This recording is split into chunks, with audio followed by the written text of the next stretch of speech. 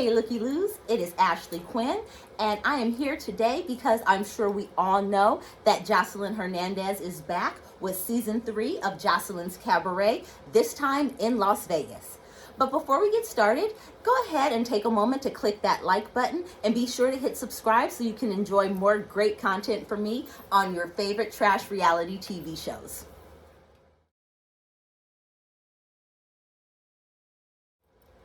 So basically, I'm looking at this show as one of the ones that I'm going to kind of put into a series.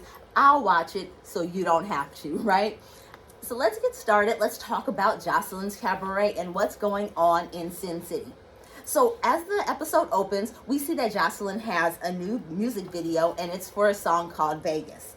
And I'd like to say Joseline's music under Ballistic has come a long way, right? However, it still has a way to go, right? It's like if you started in California and you walk to Michigan, and it's like, damn, you walked far, right? You went really, really far. However, your destination is New York, so you still have a little bit of a ways to go, right? However, I'm looking at the video, and Lexi Blow is in the video, and she looks amazing as usual, right? Really happy to see her back. Now, is it just me, or okay, does anybody remember like Jenny Jones and Ricky Lake and Sally Jesse Raphael, Montel Williams, and they would have like, my teenage daughter dresses too sexy, and it would basically be like some teenager, and it's like she took all of the like the most skimpy, scantily, outrageous street walking clothes like that she could find, but none of them match, right? That's Joseline's look. It's very early 90s TV talk show, right? The rapping in Spanish, I really enjoy. She should, I don't know, I think she should maybe stick to like rapping in Spanish, because it seems like when she raps in English, she's always just like a little bit offbeat, right? But the Spanish rapping was awesome, probably because I don't know much of what she was saying, but she looked good, right? She looked good, the girls in the video looked good, and like I said, they're in Vegas, right? They're living it up. So let's get into the show. Let's talk about it, right? So we see Joseline and Ballistic, and they're at the house in Vegas, and Joseline is basically telling us that this has been her dream for a very, very long time, and like she's finally made it. We also find out that Do It Like It's Your B-Day has really blown up, which of course we all know. She talks about how Cardi B retweeted her, Doja Cat retweeted it or put it out there, the City Girls, and also how Chloe Bailey incorporated it into her MTV performance, right? And that was really, really cool. Love Chloe. But yeah, so Joseline lets us know how well she's doing. And oh yeah, I don't even think she mentioned it, but it was also played in Insecure in the season finale, because they were like kind of using the birthdays to mark time and events, right? So yeah, that song is doing really great. Joseline, like I said, has come a really, really long way from Love and Hip Hop and from Mona and from Stevie J. So she's looking to do a 3-day run in Vegas, and during this run, they're going to be performing, and she's trying to look at places for them to perform, so they're going to go check those out. We also find out that Lexi Blow and Chanel So Money Honey are coming back, right, from season 2. And Joseline basically wants them to be in charge of the girls. But as we know, Lexi is not really with the drama. Lexi is there to make her money and to push herself forward, and that's one of the things I totally I loved about her ever since season 1, when she had that white dress on that was kind of like a man's dress shirt, and everybody else was fighting, and she was just kind of sitting there like, So like I said, I've appreciated her and her aesthetic and her attitude and the aura that she brings since season 2. So she's definitely not about to insert herself. Well, I hope she's not about to insert herself into some crazy drama. And then Chanel's quiet. Like Chanel, she don't want no problems, and that's perfectly fine. Like, why would she want problems with random people that she doesn't know? So this should be interesting, them trying to keep these girls in line, right? Basically, Joseline lets us know that she wants the girls to stay on the bus, right, when they get to the house. Now, it's Vegas, it's hot. I'm sure these girls have been traveling all day, but as we know, this is a power play by Joseline. Joseline always has to, or feels that she has to, assert dominance over other women. I think maybe because of the lifestyle that she's been through, whatever, but it seems like, you would come to a certain point or to a certain age, and it's like, well, instead of trying to assert my dominance or maybe I should help them or be kind. But, then again, I'm not from this lifestyle that these ladies are living. So maybe I'm pretty sure there are different rules when this is your life. So, but like I said, I just noticed that Joseline really likes to have her foot on people's neck. And I think it really makes her feel better about herself.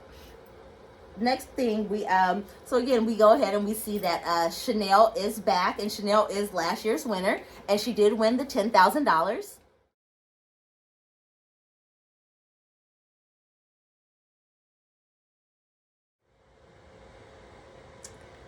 Maybe it's just me, but Chanel is not giving winner. You know what I'm saying?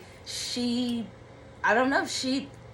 Honestly, I think she looked better in season 1. Typically when people come back, like Lucky, right? When Lucky came back from season 1 to season 2, it was a major upgrade, right? Upgrade in makeup, upgrade in hair, just kind of like finding out what you look like on TV will kind of do that to you, right? Like, oh, let me tweak this, change that. But with Chanel, it really doesn't seem like she took any of the suggestions that Joseline had made to her. It doesn't look like she took them to heart. And I'm not here to body shame Chanel. I'm not here to really like body shame anyone.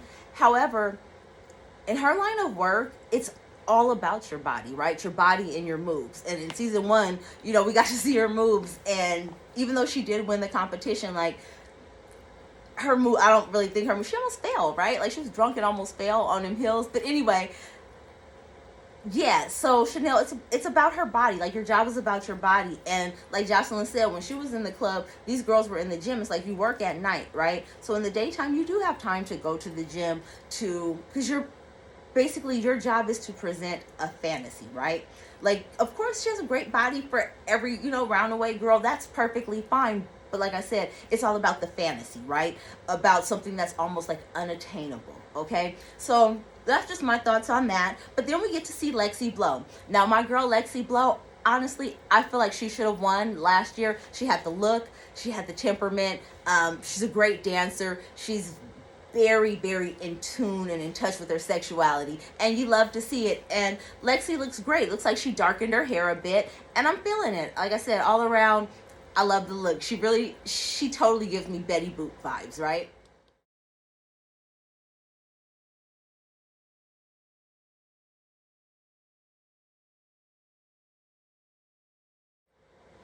So the girls are telling us about basically how their lives have been since season 1, and we find out that Chanel, with the money that she won, she was able to get a new house and a new car.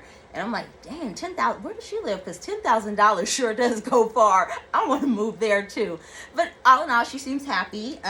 Lexi lets us know that she's had great new opportunities for booking, and she's been able to fly all over the United States and like expand her career and expand her businesses. And so, like I said, really happy to hear that she had that opportunity and that she's doing well.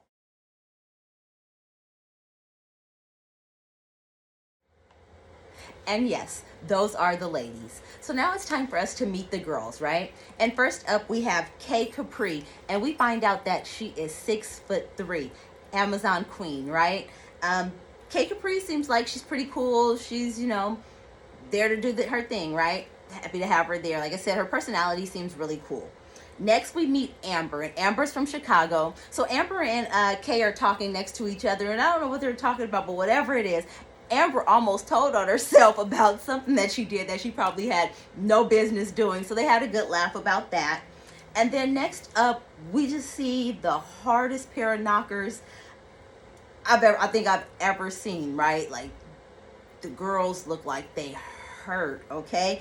And that is Miss Wet Wet, right? And Miss Wet Wet is a lot and not enough all at the same time, right? So she's like, yes, yes. So this is like her personality, right? And already off top, she's starting to annoy the other ladies, right?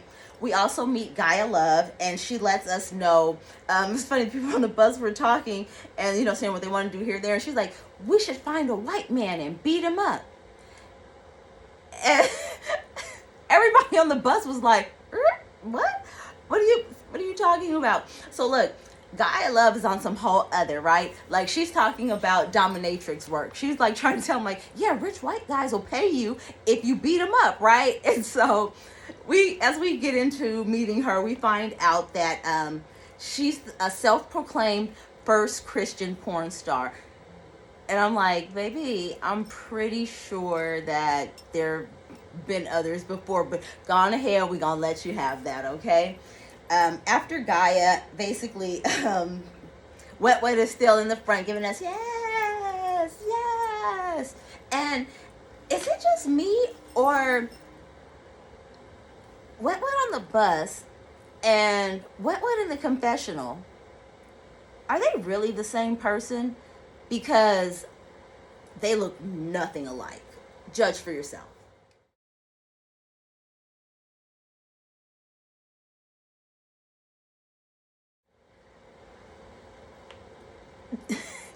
I mean, like, swear, two different people, right? Like, two different shapes of foreheads, two different ages, two different, like the way that her mouth is shaped in here. Like, it's two different colors. Like, it's the strangest thing ever. Like, are they using filters in the confessional? But I don't think so, because the other ladies pretty much still look the same. But anyway, so with Wet Wet, basically, like, she is starting to really, really, really annoy K Capri and Amber.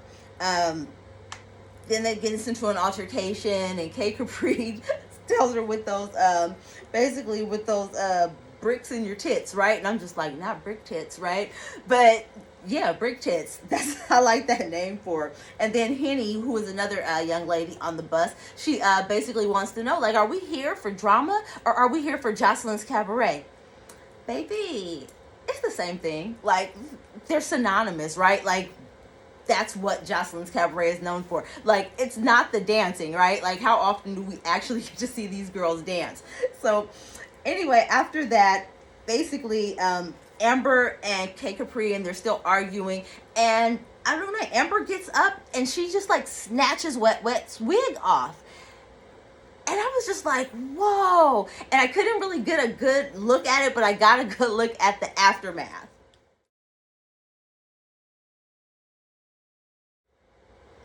Okay, so we're starting early, right?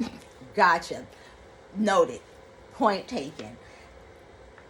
It really wasn't a good look for Amber. I mean, to be pulling that girl's wig off. A lot of people are saying you're a hater, you're a hater, you're a hater. And I don't feel like she should have pulled the girl's wig off. You never have the right to really put your hands on anyone unless it's in self-defense or in defense of somebody else, right? But with, imagine, it's hot in Vegas. You're on a bus all day. Some of these girls have been traveling all day, flying all day, and all you're hearing and continue to hear, probably been hearing for the past, I don't know, when they started it was light outside, and it's dark now, right? And all you're hearing all day is, yeah, yeah, yeah, like cats mating, right? So I think that the levels were up to here. I'm sure people are nervous about meeting Joseline, between nervous, tired, hungry. I still haven't seen these girls eat anything, right? There's probably a lot of emotions, probably a lot, like, going on. But like I said, wasn't right to pull her wig off. But that's where we're at, okay?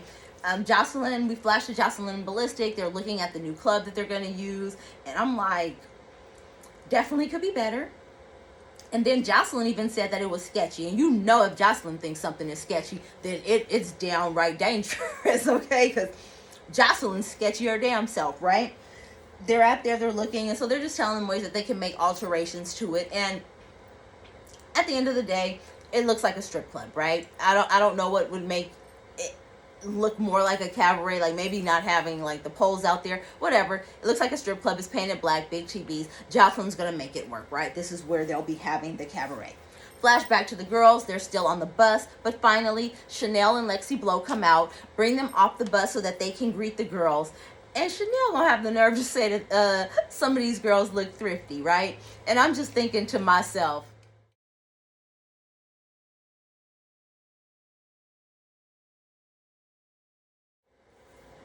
So far, I'm really enjoying Kay Capri's personality. She seems to be like the narrator of the show. She's getting a lot of confessionals, and she's actually really funny. So like I said, totally enjoying her commentary on what's going on. Now, basically, the girls are still on the bus, and they find out that they're going straight from the driveway to a photo shoot. They will not be freshening up. They will not be brushing a tooth, wiping an underarm, splashing a little water on a cat. None of that, right? Straight to go get pictures taken. And they're going to do like a group picture and everything, because I don't remember if they did one. No, actually, they didn't do one last year. Like, people started fighting and getting thrown out the house basically immediately, right? Or not getting thrown out so much, but yeah, they started fighting like immediately, right? In between, we flash back to Joseline, and that wig that Joseline had on was absolutely gorgeous. The very frosty white, the platinum blonde with the pink tips and the pink kind of highlights through the top. However, did Joseline have on a black wig cap with that? Let me know in the comments if you're seeing what I'm seeing there, because am I tripping? But anyway, after that, we see that the girls are basically heading over to the photo shoot, and in that process, we start to meet what we call the filler girls. There's Riri. She also goes by Courtney, and Dimples. She got too many names for me. Then we also have a lady named Jordan, and Jordan looks like she's a little bit more up there in age. I don't know. I would put her maybe probably late 30s. And then we also meet a girl named Lollipop, and she says that her name is Lollipop. She doesn't know why, but they're good and she looks good. So yeah, whatever. That's her name, right? So that's how she named herself. We also get to meet the twins, right? Paris and London, and those happen to be Miss Wet Wet, but she named the girls, right? And after she says that she names them Paris and London, we can just hear Amber from the back yell out, "They look like Cook County." I added that in case you don't know what Cook County she was referring to. As we're going along, we know Chanel's drunk, right? Already. She tells us she's like six shots in. But we also get to meet Amanda, who goes by Black Diamond, and Raven. And Raven is so very, very pretty. I want to see her go far on the show too. We also find out that if I heard correctly, they're a couple, so they came as a couple to perform in the cabaret. So good luck to them, right? Now, Miss Kay Capri, she starts to tell us her story about what happened to her before, like literally right before she got to the show, and she lets us know that her and her ex-girlfriend had a really bad fight, and that she was banged up pretty bad before she got on the plane. And so she's just trying to meditate and get herself ready for the pictures, because she did let us know that she loves a fashion shoot, right? She loves taking pictures. She said she's not 6'3" for nothing, right? She got the model legs. She's ready to go. So, like I said, I really hope that she finds peace with that. And then I noticed for the photo shoot, they did her hair like this pretty like green color. It looked amazing, right? Whoever these people are that are doing hair and makeup, they're doing a pretty good job, right? Doing a pretty good job. Well, almost the girls anyway. Now we get to the moment that we've been waiting for, because this could not be a Joseline's Cabaret if there's no fisticuffs, right? So let's get into that.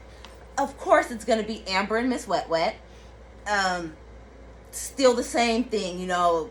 She's not appreciating Miss Wet Wet's singing voice. She doesn't appreciate her energy. And it's just a big old mess, right? They just keep arguing. And then we find out, like, because every time Miss Wet Wet has to say something, she has to let Paris and London speak with her, right? Like, they're like a trio, right? And as she's doing that, right, the production staff is like, "Tasha, put your tits away." So Miss Wet Wet's name is Tasha, and I think that she might have to be Tasha from now on, because I feel more comfortable just calling the girl Tasha, right? So they're having this, and then we switch to Amber, and Amber's telling the production like why she, you know, she's like, "Man, she's just so extra." She's like, we're at breakfast, she's embarrassing. She come down there to breakfast with her titties out. It's breakfast, and she got her tits out at breakfast.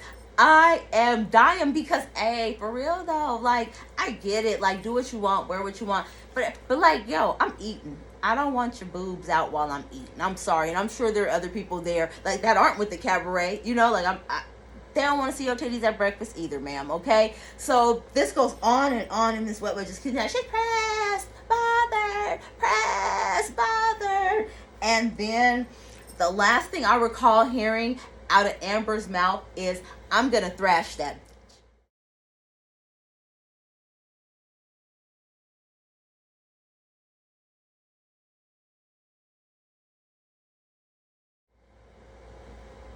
So yeah, Joseline's Cabaret, Season 3, Las Vegas.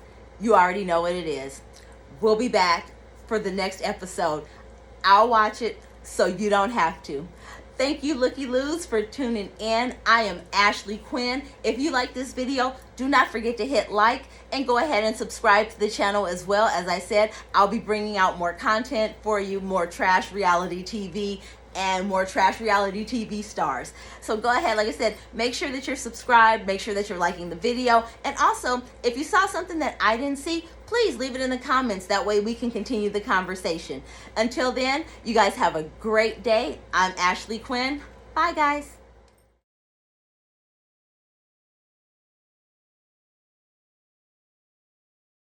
The more and more you do, the more and more I dislike you and see how fake you be. You don't deserve to be here because you ain't good enough. You ain't got no personality. She gotta tell you to act just for you to act. You're just here. Like I don't like to feel like I'm failing, and I don't like to feel like I'm not doing what I'm supposed to do. Just call me a nigga again.